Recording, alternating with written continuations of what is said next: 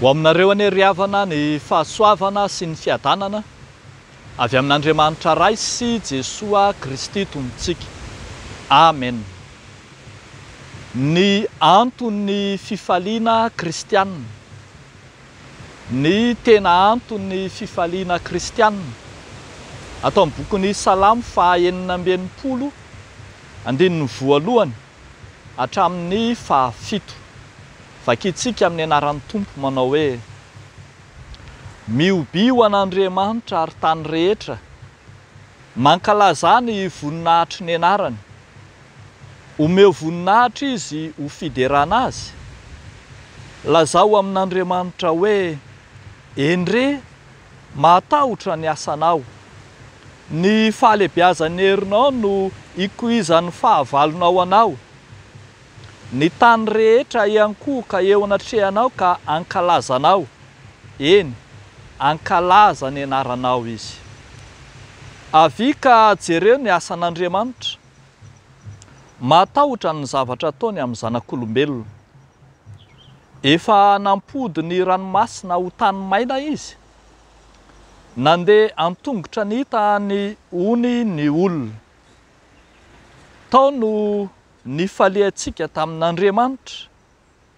Manjaka mandrakizay amin'ny heriny izy. Ary ny masony mandinika ny firenetsamihafa. Aoka tsy hanandra-tena ny maditra. Ray masino, manamasinana ahy amin'ny fahamarinana. Ny teninao no fahamarinana. Amen. Ny tena anton'ny fifaliana kristianina. Indro ny mpanao salamo miventy hira fiderana an'Andriamanitra.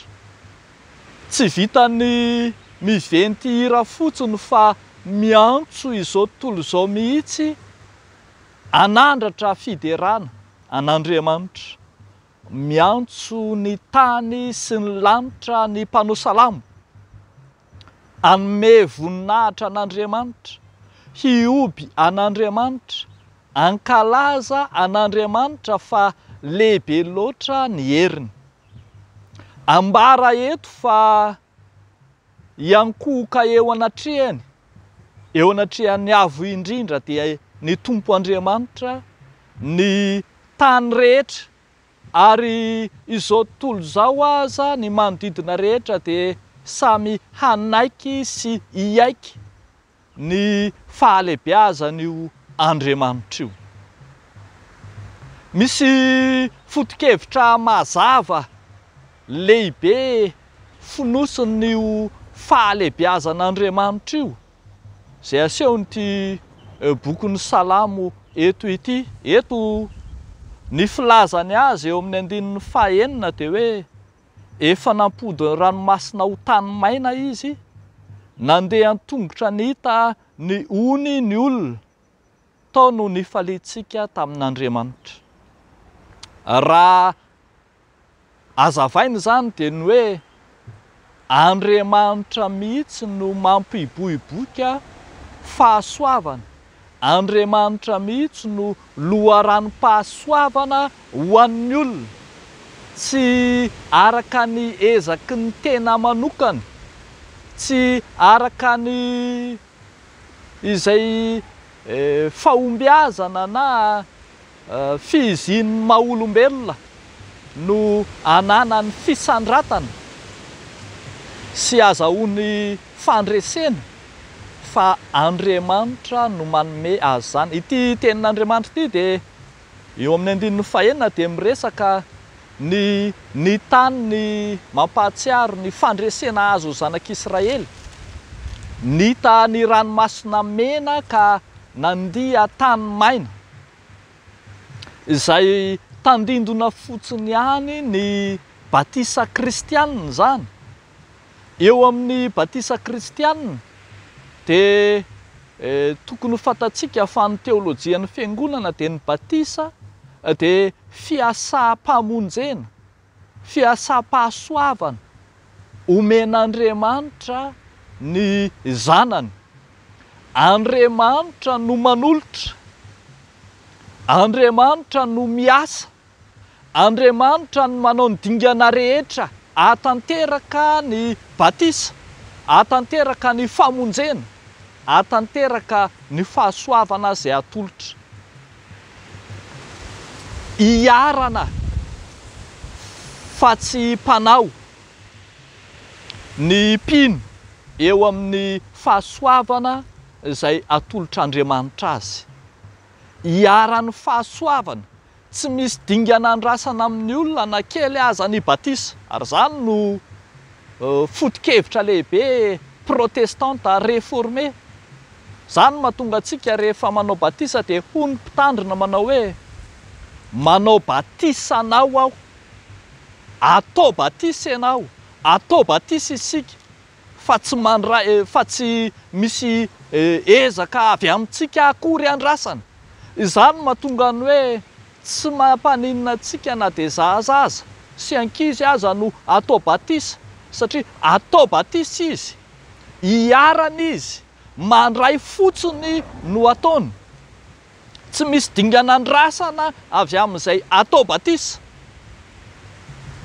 fa Andriamanitra no manome maimaim-poana, madiodio tao amin'ny Jesosy Kristy zanany no nanatanterahana izany.